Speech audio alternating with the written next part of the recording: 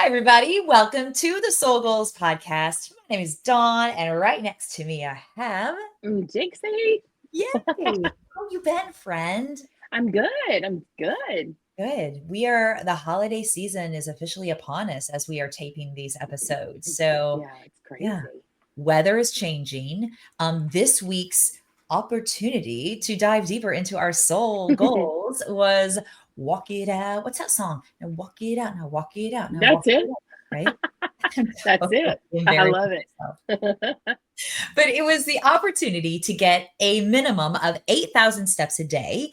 And interestingly enough, that's not a hard thing for me to do because I'm usually pretty mobile through my day. Even though I do a lot of my work from home, I tend to be, I got to get up, I'm going to go change a load of laundry. It's my lunch hour. I'm going to go out to the garage and lift weights and do a Metcon, a CrossFit Metcon.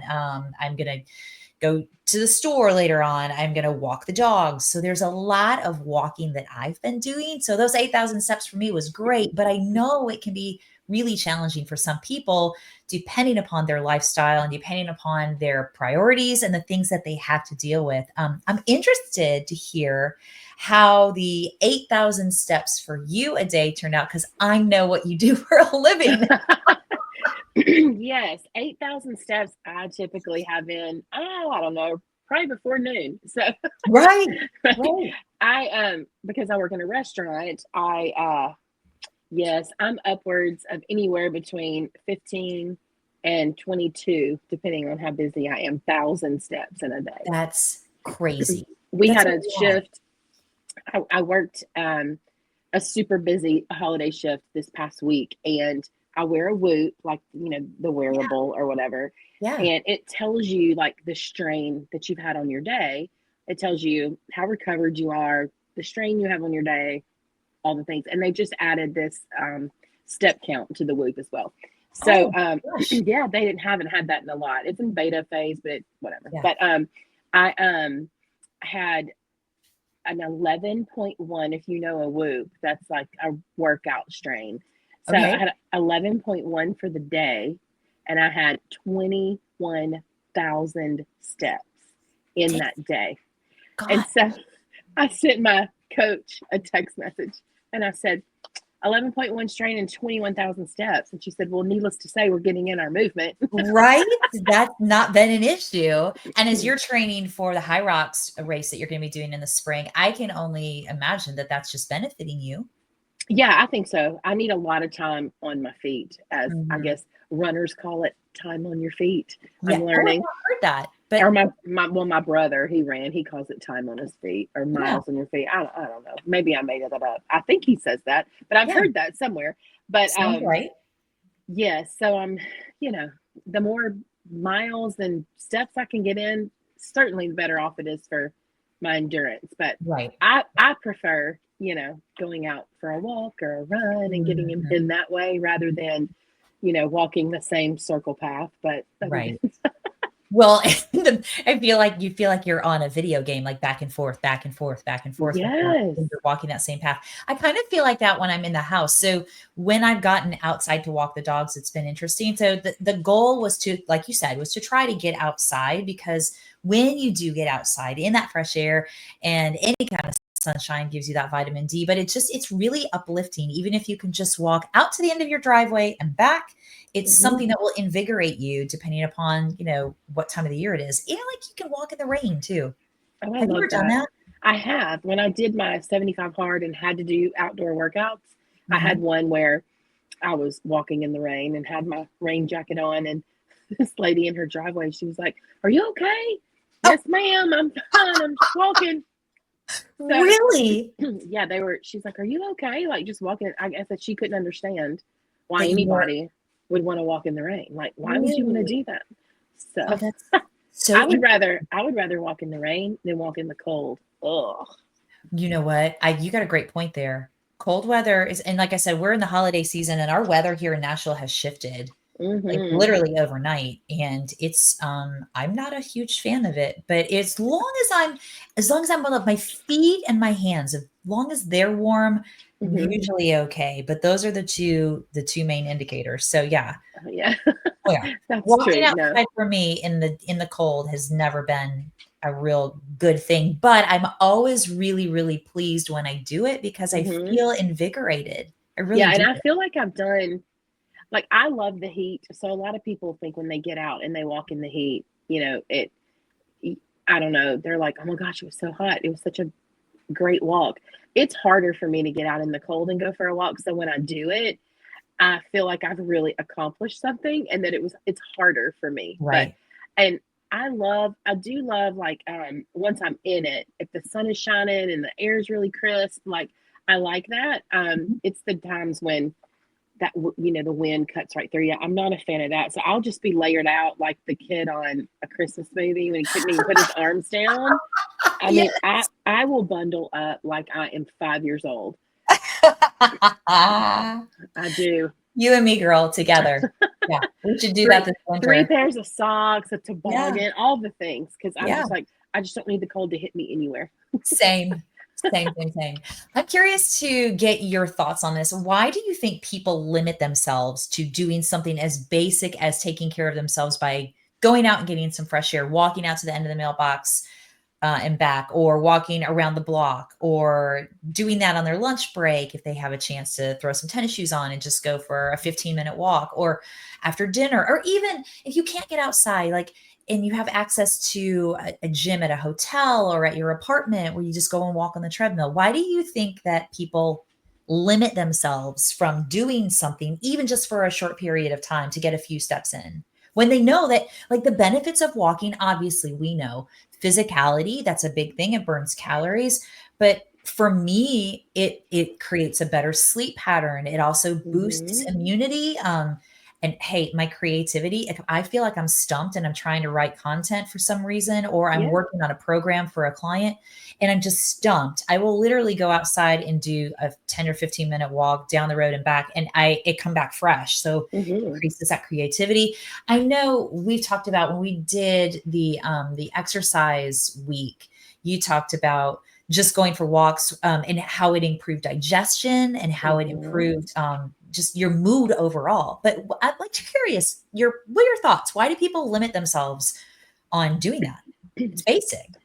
Yeah, I think people think, and when I say people, I suffer from this all or nothing mentality. Yeah. Um, I'm either all in or it's nothing. Like I'm either working a plan or I'm not doing anything. Yeah. So, or I'm either counting my macros and working out and hitting all the marks, or I'm eating at McDonald's every day for every Yeah. meal. Like there's no middle ground. So finding the middle ground for me has been over the last couple of years has been a real challenge, and it's been fantastic learning how to live this way. And Mhm. I think people think it's a harder than it should be, or B, it has to be this big hard thing. Like they don't see the value in just walking their driveway. Yeah. That feels like not enough. And like Yeah. or wherever you start, just start. Just do Yeah. something and increase that 1% every day. Just if you're going to go to the driveway and back, that's great. Next time, go to the driveway and, you know, 10 feet down the road and just turn around. And eventually you'll get there. But, Yeah. most people think, oh, I got to go out and do a 5K or I didn't do anything. Yeah. And I mean, I'm guilty of that too. Like, I'm guilty of if I start a workout, if I'm doing something, like, I have a really hard time if I start a workout, particularly a CrossFit workout. If I realize early in that I'm struggling, Yeah. I can't stop. I can't. I'm like, because that's a failure. Well, no, it's not. It's Yeah. okay to like adjust your expectation. Mhm. You're still getting work done. You're still Mhm. getting vitamin D. You're still getting steps in. You're still doing all the things or the Mhm. workout. It just doesn't always have to be so, hardcore. Right. Um, Yeah. and maybe most people don't think like that, but that's me. Like I used to think a walk didn't feel like that was. I didn't really count that as Yes. movement. Yes. I Yeah. felt like it didn't count. And now there's research that has tells you how very important it is to walk. And Yeah. I mean, just for your cardiovascular health, the blood flowing, like you said, digestion, Mhm. mood. I mean, there's so many things that are released to make your mood better with Right. walking exercise. But So just it's just I think maybe discounted as not a big deal. I think you're right. That's a really great point. I mean, think Mhm. about that because when we are in that all or nothing mentality, I mean, it sets us up to fail, honestly. Mhm. It does. I mean, I'm right there with you, like, just like you said, I'm calling myself out too because it's been a struggle for me as well to just say, "All right, I'm not gonna move today other than take my dogs on a walk," and that's been a huge thing, like, I know I talked about that a few weeks ago, about slowing down my Mhm. exercise and just doing something that, you know, have to be timed and scored. It doesn't have to be all or all this, or it doesn't, quote, "doesn't count." Mhm. But realizing that there are other avenues of benefit other than the physical layer, in terms of what we can see, Mhm. is so critical, I think, for all of us to go, yeah, we should step into that. And I think too, another piece is feeling like we deserve to feel better. Mhm. That sounds kind of crazy because I like who doesn't feel like they deserve to feel better? But there's a sticking point for so many of us that limits our process of stepping into something that will actually bring benefit to us that's easily accessible. Walking is accessible to Mhm. a large majority of us unless you're physically you're not inclined to be able to do so because of one limitation or another. But Right. for the large majority of us, it doesn't cost anything. Mm-mm. Yeah. No.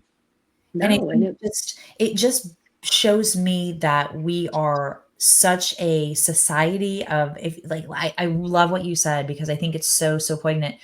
It's that all or none kind of thing. Mhm. And then when we get in that all or none thinking, then we lose all perspective on the fact that we deserve to feel better from a really foundational standpoint that this is how our bodies were created to work, created to move. Mhm. We were created to move. We were created to Right. do functional movement in some capacity. Yeah, And I saw something on I saw a reel or a TikTok or something just recently that talked about it gave certain exercises and then why it mattered. I mean, oh, somebody was doing a burpee and someone said, I hate burpees.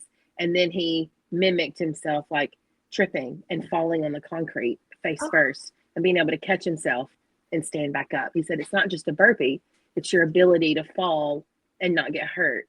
And yeah, then, I mean, and he had various exercises like that.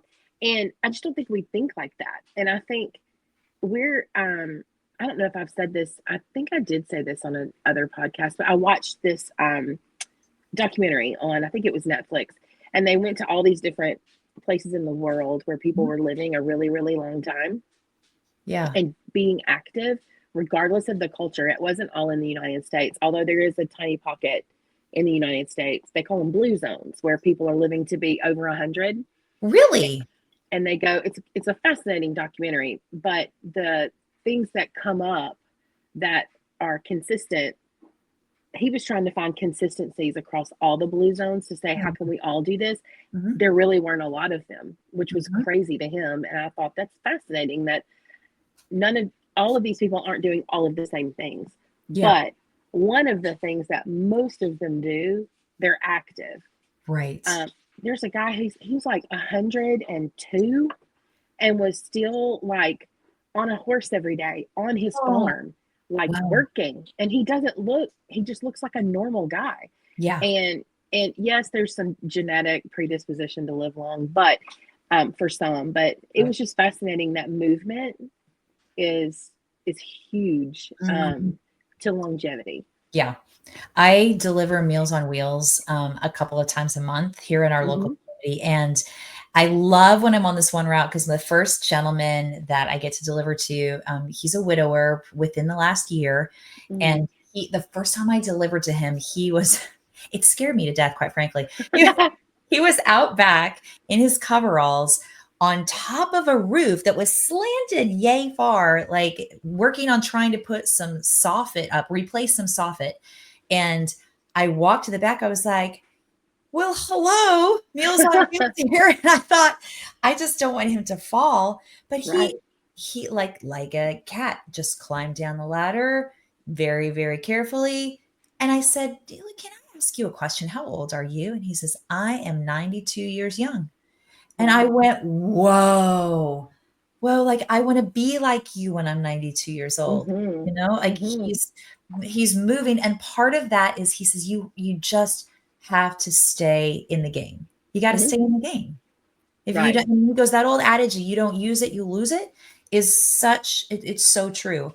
But then the next person that I drop Meals on Wheels off to is in a wheelchair and Mhm. can't get out of their house. So that, presents a whole other set of limitations, but what can you do to stay active and stay moving on all capacities? That's the thing I think that we really want to address, and the choice that we have to do what we can do with the circumstances that we're in and where we Mhm. are.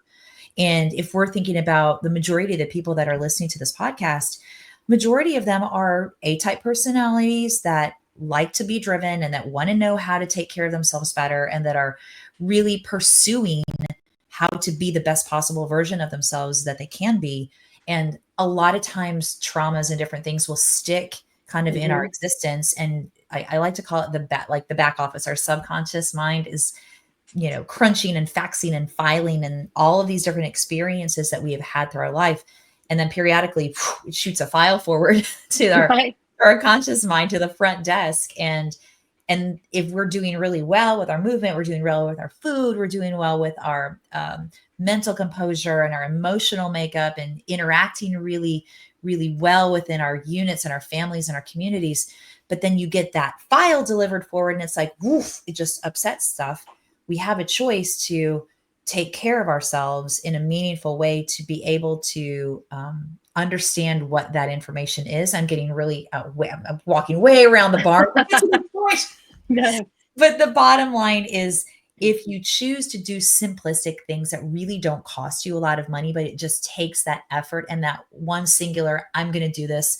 I deserve to do this. This is going to help me. And you trust that it's going to make it better. You Yeah. trust that it's going to help you process wherever you are. And like the world, our worlds, our lives are, there's always stuff. We all always have stuff, always Mhm. have stuff. So what can we do to help move that stuff in the most productive way? I Yeah. found that the walking and the 8,000 steps a day for me was was beneficial, because I feel like I naturally do that when I kind of get stuck.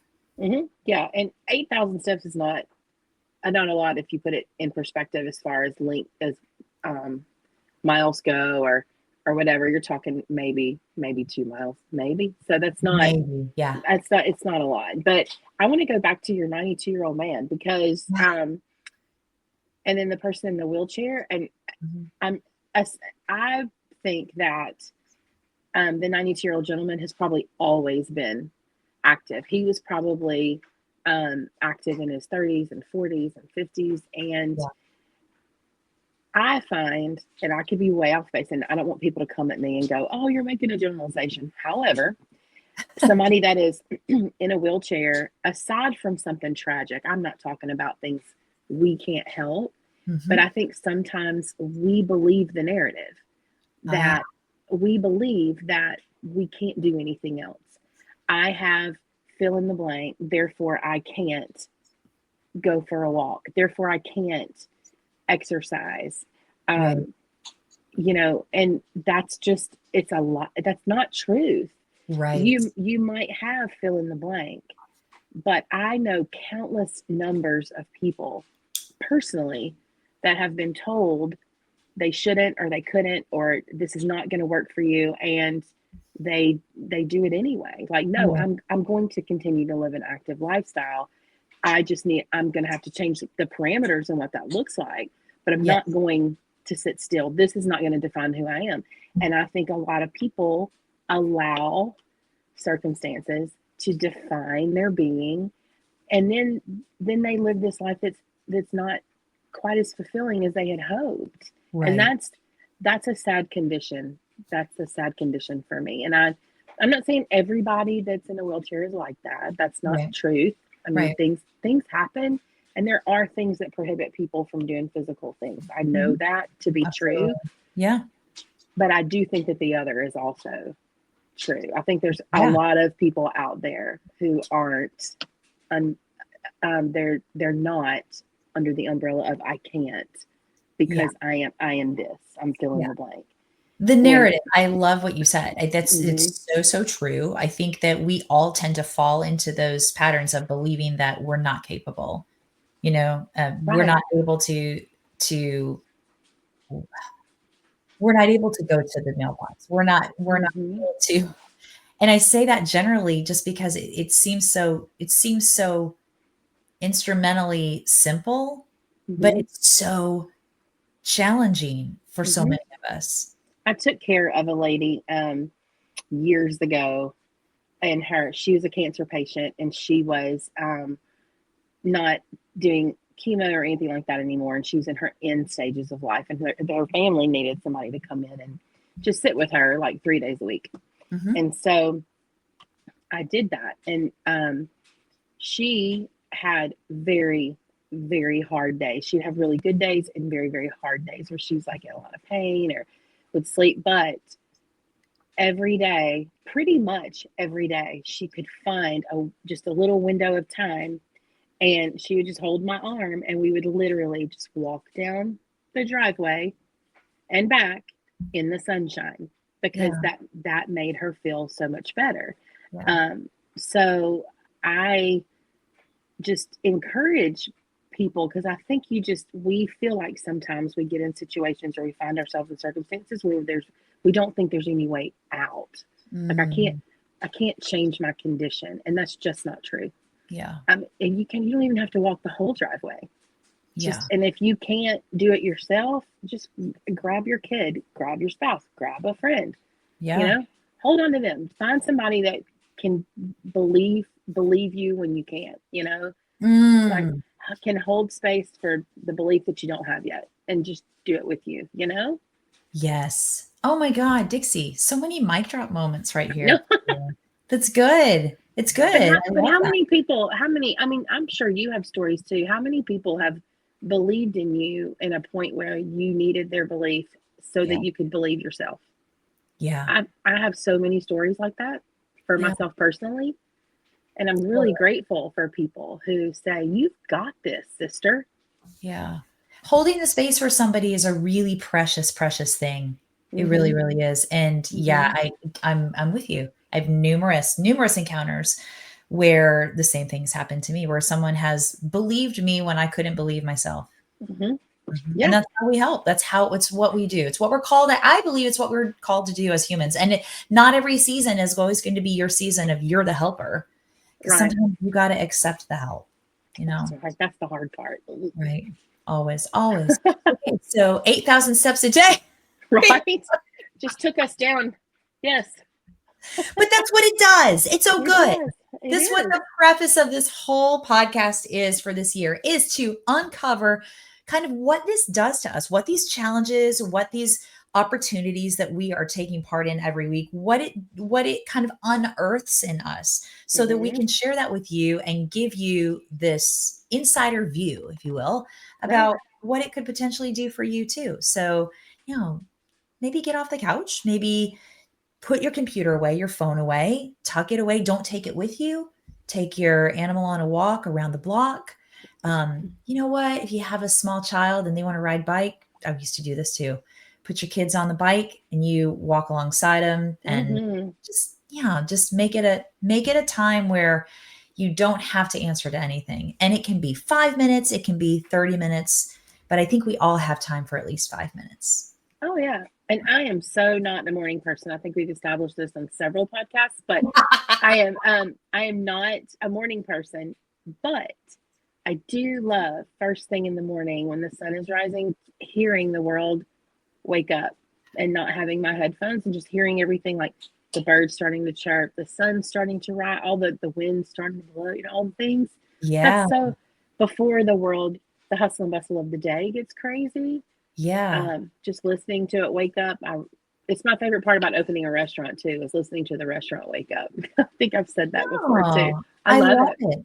When you walk in an empty space and then people start coming in, and then you start hearing all the things happening, and I call it the restaurant's waking up. And Yeah. I love those times. So yeah. Oh, that's so great. It's like removing yourself from the situation and looking at it from a different perspective, which I think is something that we all can learn how to do. But I think that sounds really genuinely lovely.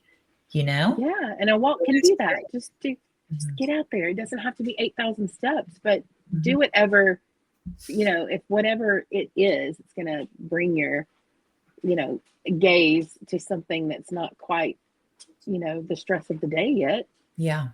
Yeah, you because know? you deserve it. Absolutely. Everybody does. I love Yeah. it. Yes. All right, kids, get those steps in. They're important. As you can see, took Dixie and I down a huge rabbit hole of all the things. It made us creative. It made us a little bit deeper in the folds of our brain and our thought process. Totally. I think it's valuable for all different occasions. I'm not just the physicality of it. And that's really what I wanted to focus on today is what it does to bring out these different pieces of ourselves that we deserve to experience and that we deserve to bring to the surface to allow other people to be connected to, because ultimately it's all about how we connect and how we connect in the world to other people and Mm-hmm. ourselves. Yeah. Absolutely. All right. Absolutely. Yay. Well, until next time, folks, I'm Dawn and I'm Dixie. we will see you again soon. Yeah.